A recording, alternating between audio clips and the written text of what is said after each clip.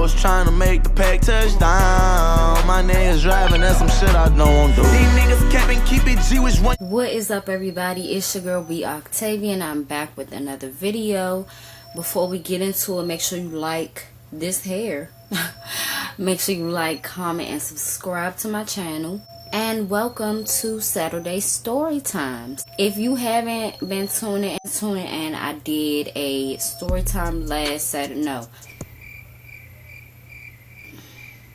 My last story time was a couple of weeks ago because I'm doing 2 a month. And it be really insane stuff happening to me. So I just figured, you know, why not just make it a story time? So I'm going to tell y'all today why y'all should never smoke with your head down. Whether you walking, whether you just smoking in place, never have your head down. So this situation happened like 2 years ago, and I was working, I live in DC, and I was working out Tyson's, Virginia. So a commute. You gotta be prepared. Now, mind you, I had a 9-hour shift that day, so you gotta be prepared, you know, with what tickles your fancy. Whether it's candy, whether it's another jacket, whether it's, you know, something to help you get through the day, as well, not get through the day, but something to take the edge off after you get off a long shift. So 9 hours, boom, you know, I did that, knocked that out. And you know, after I leave work, I have me, you know, a J prepared. You know, you gotta have something prepared. You can't, cause if you smoking something good, it's gonna smell like you're gonna be able to smell that in the bathroom when you rolling. So I don't advise that. I advise you to come prepared. So I did that. So as soon as I hit the back door to leave, you know, I light up my joint. So I'm walking, and I believe I was looking at my phone while I was smoking, and I'm walking to the train station. So I'm walking, everything, you know, is everything, you know, hitting perfectly or whatever. So I'm almost at the train station, and I have to walk through like a lot of cars because it's a dealership right there. So I gotta walk, like, not through the cars, but you know what I mean, like, you know, to get to the train station type of thing. So I'm walking through there, and literally, y'all, like, I walked right up to a cop. Like, he was right there. Like, as soon as I looked up, he was right there. And I was like, oh, shit. Like, I'm caught in the act type of thing, right? So I'm scared. I'm so scared. Well, I'm just, like, caught off guard because you don't never know, like, what type of cop, you know what I'm saying, that you're going to be dealing with or whatever. So I kind of, like, was trying to either put it down, like, to get it out of view or whatever. So I was like, how you doing? And I was like, excuse me. And then he was like, oh yeah, you're fine, it's okay, you know, have a good night type of thing. And I was like, oh, thank you. Oh, thank you. Oh, thank you. Like, no harassment, because I mean,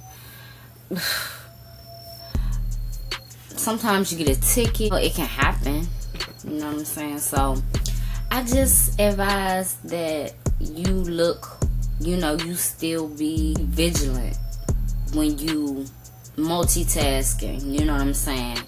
Point being, that's my point. That stuff can't happen all the time because everybody not gonna be that nice and just let you go home type of thing. Another way to not avoid cops, but just, you know, not get yourself into no situations. Do things appropriately, you know what I'm saying?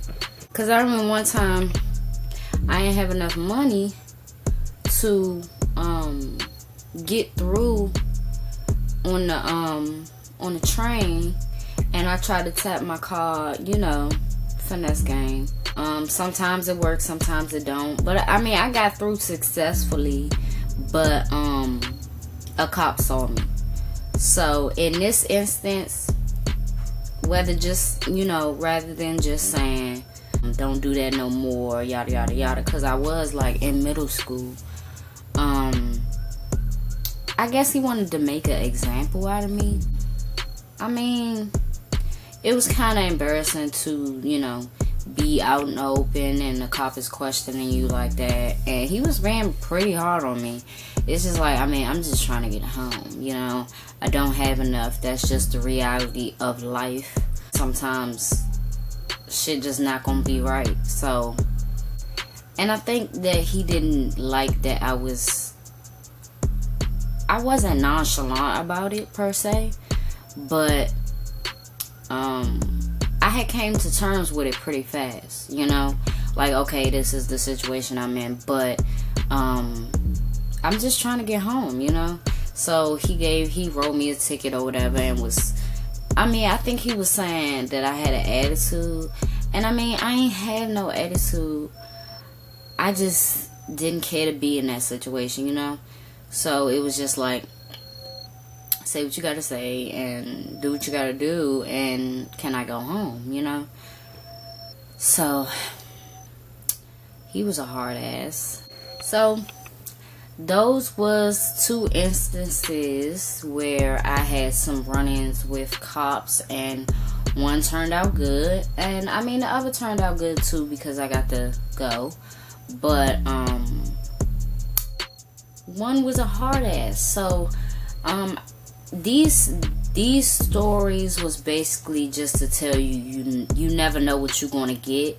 So just stay on your P's and Q's, Stay alert. Don't be doing no fuck shit like I did. If you don't have money, you know what I'm saying? Because I know how that is. If you don't have money for the train and stuff, that stuff can be stressful.